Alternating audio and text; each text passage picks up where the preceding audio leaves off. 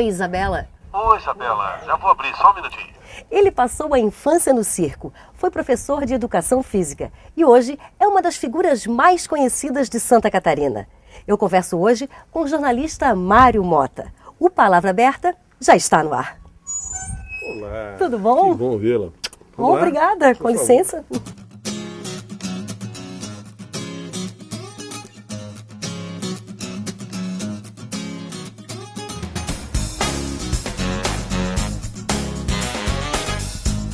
Estamos aqui na casa do Mário Mota. Mário, muito obrigada por nos receber aqui. Imagina, eu é quem agradece a oportunidade, a possibilidade de conversar com Santa Catarina pela TVL. Nós viemos aqui saber um pouquinho da tua história, um pouquinho do seu dia a dia, da sua rotina, quando não está na TV, quando todo mundo te assiste, né? Como é que é a vida do Mário Mota? Como é que começou tudo? É verdade que você começou no circo? É verdade, Isabela. Eu nasci no circo. Meus pais tinham um programa de rádio na Rádio Bandeirantes de São Paulo na década de 40 do século passado. E ao mesmo tempo um circo armado na periferia de São Paulo. Eles tinham uma dupla caipira, Motinha e Inhafia.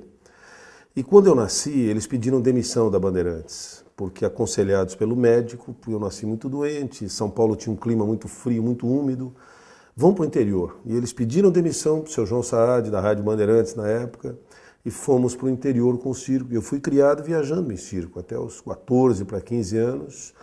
Eu conheci praticamente todo o interior de São Paulo. Eu fazia de tudo o que uma criança podia fazer em circo. Quer dizer, eu era um palhacinho, criança, eu fazia o papel de criança nas peças que tinham criança. E com 4 anos de idade eu ganhei uma sanfoninha, de gaita ponto, fabricada em Blumenau. Onde é que eu esperava que ia morar tão próximo, né? Mais tarde. E eu comecei a tocar de ouvido, sei lá por quê, toquei Cerejeira Rosa. Vendo alguém tocar, talvez? Talvez, Cerejeira Rosa era uma música de muito sucesso, meu pai prestou atenção, pegou um violão, começou a me acompanhar, pronto, eu ganhei um número no circo. Aí eu ganhei um número no espetáculo, porque nós tínhamos, a primeira parte era um drama, uma comédia, era um circo-teatro, não era um circo de animais, os únicos animais éramos nós mesmos. E a segunda parte do espetáculo era um show musical, em que meu pai e minha mãe, ainda aproveitando o sucesso da dupla sertaneja do rádio, eles começaram junto com Tonico e Tinoco, Cascatinha e Ana, o Varenque Ranchinho, Mazzaropi, Luiz Gonzaga. Era a dupla? Motinha e Inhafia. Então foi uma infância feliz? Maravilhosa, maravilhosa. Com um trabalho desde pequeno, mas absolutamente muito prazeroso, sadio. Muito sadio. Como é que o Mário acabou fazendo educação física? Quando nós paramos com o circo, voltando um pouquinho, papai e mamãe tiveram muita dificuldade para estudar. Meu pai, 3º ano primário, e a minha mãe quase chegou a completar o normal. Então eles forçaram a vida deles para que eu e meu irmão pudéssemos estudar. O Gilberto é jornalista, formado na Casper Libero em São Paulo, e eu queria fazer medicina, mas medicina só tinha em Curitiba, que era o mais próximo.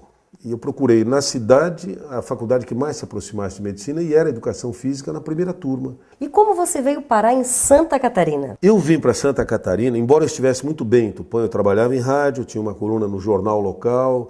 Então, reunindo toda aquela ideia de palco, de plateia, de comunicação, mais rádio e mais a parte pedagógica da educação física, eu vim para Santa Catarina passear. E fomos recebidos de uma maneira como os lagianos sabem receber.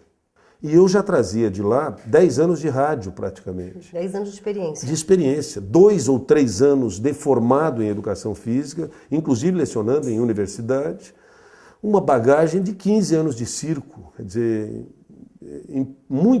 a perspectiva aqui era muito maior do que mesmo lá em São Paulo. E a tua história de família? Daí a tua esposa, tu conheceu onde? Eu conheci 7 anos antes de nos casarmos no ano seguinte, desse em que eu vim para Lages. E nós, primeiro namorado, nos casamos no primeiro ano em que eu morei em Lages. Eu morei um ano solteiro, voltei para Tupã, nos casamos. No ano seguinte, nós já estávamos aqui, eu e a Glorinha. A Glorinha também é professora de educação física, formada comigo. Então a Glorinha é companheira, né? Minha companheira, companheiraça. E nesses anos de TV, de jornalismo, deve ter muita história para contar, né? Uma história inusitada, né? Parece que o Guga foi um personagem na tua vida que parece que teve a bola de cristal, né? Parece que já sabia como ia... Olha, Eu fiquei até 86 em Lages. Vim para Florianópolis em 86, trabalhando ainda na TV Planalto de Lages, que foi onde eu comecei em televisão em 81. Vim para cá em 86, fui convidado pela RBS para trabalhar, para apresentar o Jornal do Almoço. Comecei no dia 5 de maio de 86, uma segunda-feira, e eu acabei, num segundo ano de coordenação, indo para o restaurante da TV, estava se aproximando do Dia das Mães, e eu perguntei no restaurante, alguém conhece uma mãe aí que estimule os filhos à prática do esporte e tal? E alguém disse, minha prima é, poxa vida, ela perdeu o marido recentemente, pô, combina com ela, tal, que a gente vai fazer uma matéria lá. E fomos recebidos por uma senhora chamada Alice Kirten, que nos mostrou os dois filhos, o Rafael, que tinha acho que 12, 13 anos, e o Guga, que tinha 10 anos na época, 9, 10 anos. E eu preparei uma matéria que foi ao ar pela RBS para o Dia das Mães. Mas antes, mostrando o quarto dos meninos, já cheio de medalhas dos campeonatos estaduais, eu olhei e falei, pera um pouquinho, terminou a matéria, terminou. Eu disse, pera um pouquinho, peguei uma bolinha, disse, não, calma lá, os dois autografam aqui, porque vai que um dos dois chegue ao número 1 do ranking no mundo aí e tal, eu tenho uma bolinha de vocês. E eu tenho essa bolinha até hoje. Aí depois eu quero ver essa bolinha então. Tanto que não está escrito Guga, está escrito Gustavo, com muita dificuldade, e Rafael. E Vai essa que foi bolinha... o primeiro autógrafo que ele deu, né? Mas eu não tenho a menor dúvida que foi o primeiro que ele deu mesmo, viu? Aí voltando a falar da tua infância, né? Teve uma época que você fez um filme, foi isso? O circo proporcionou isso. Uma companhia de teatro veio do Rio de Janeiro e tem um roteiro agora que vai se chamar Maria 38, 1958, isso. E tem um menininho, vai precisar de um menino. Então eu vou te ligar, passar um telegrama. Naquela época era difícil saber onde estava o circo. Sim. E você leva o Marinho para o Rio para fazer um teste. Eu fui, acabei fazendo um teste, quase uma centena de clientes, tinha 7 anos. 7 anos. Foi em 1959. E acabei passando, fui para o Rio, fiquei 3 meses no Rio fazendo esse filme. E é um filme que até hoje passa no Canal Brasil. E o personagem Mário, o que fazia? O Marinho era mais ou menos o centro do filme, porque era a história de uma malandrinha da Lapa, que diziam que andava com 38 na bolsa, por isso o nome dela Maria 38. Mas que era de boa índole. O máximo que fazia era bater uma carteira, vender um perfume falso e tal. A história é maravilhosa, modestamente falando, mas a história é muito atual. Daria para fazer um belo de um filme hoje. Marinho, vamos lá em cima que eu quero te entregar a babá para ela tratar de você. Que ela é boa, hein? Eu não gosto de ver ela não, hein? Eu tive todas as possibilidades do mundo de poder experimentar tudo que você puder imaginar em televisão, como já tinha acontecido em rádio, e acabei sendo convidado a ancorar o Jornal do Almoço.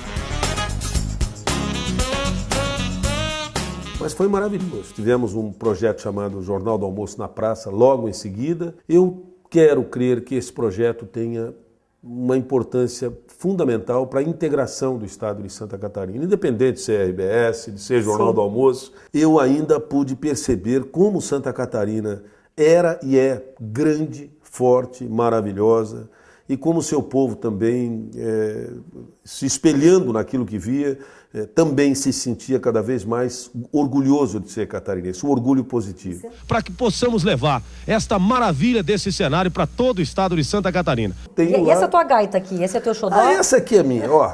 Essa é aquela que aparece no filme, inclusive, porque basicamente é a mesma. Eu devo ter tido durante a minha vida artística no circo umas 5, 6 dessa daqui. E meu pai, por exemplo, tem uma das músicas mais conhecidas do Mário Zan, grande acordeonista, gravada inclusive, chamado Sanfoneiro Folgado. O teu pai lançou um disco? Não, meu pai era compositor quando trabalhava na rádio com a minha mãe. E várias músicas dele foram gravadas por Tonico Tinoco, Cascatiana. Essa daqui foi gravada pelo Mário Zan, por exemplo.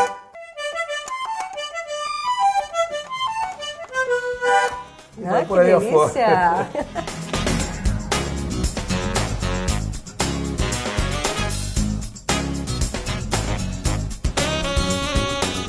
Olha, Isabela. Com licença. Fique à vontade, não a repare, né, que a bagunça está grande aqui. Que é o teu cantinho. Olha aqui, ó. Esse disco em especial eu ganhei de um senhor que mora no interior de Vargião, Santa Catarina. Ele mandou pela Laine Valgas e pelo pessoal do Jornal do Almoço.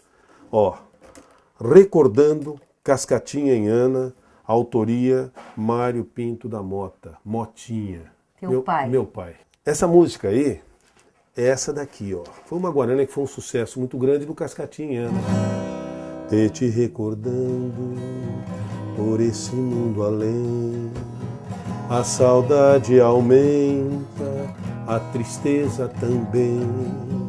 Desde que te conheci, eu não vejo ninguém, mas o que estou sofrendo, sei que tu sofres também.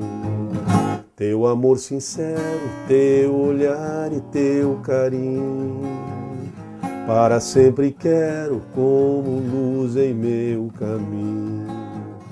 Olha, parabéns. A Sula Miranda, no seu último CD, pediu ao maestro Eduardo Lage que fosse nas gravadoras em São Paulo e buscasse pérolas da música sertaneja antiga, porque essa música é de 52, 50, quando eu nasci. Cascatinha gravou logo em seguida. E o maestro Eduardo Lages foi, pegou os discos antigos e começou a selecionar, e selecionou essa guarana do Cascatinha de autoria do meu pai. A Sula gravou no último CD antes legal, de né? suspender a sua carreira como rainha dos caminhoneiros. Que legal, olha que lembrança boa, né? Olha aqui, lembrança por lembrança, nós falamos do filme Maria 38, ó. Aí quem é esse menino era o aqui? cartaz. Esse menino sou eu aqui, ó, Marinho. João Herbert tá aqui, ó, novinho ainda, uma das primeiras. Olha, mas dá pra perceber Eliana que Macedo. Sim, muito expressivo, né? O Marinho já, assim, grande. Olha. Pois é, Moreira da Silva. Mas para cada ponto que eu olho tem uma lembrança. Olha aqui, por exemplo. Olha aqui, esse livro aqui. Esse livro tem uma história maravilhosa. Eu ganhei esse livro em 75, 76, quando eu cheguei em Lages. Ternura para Sorrir e Chorar, da Poy de Bird, uma escritora argentina. É um livro de crônicas. E eu me apaixonei, marcou demais. Adolescência ainda, 23, 24 anos.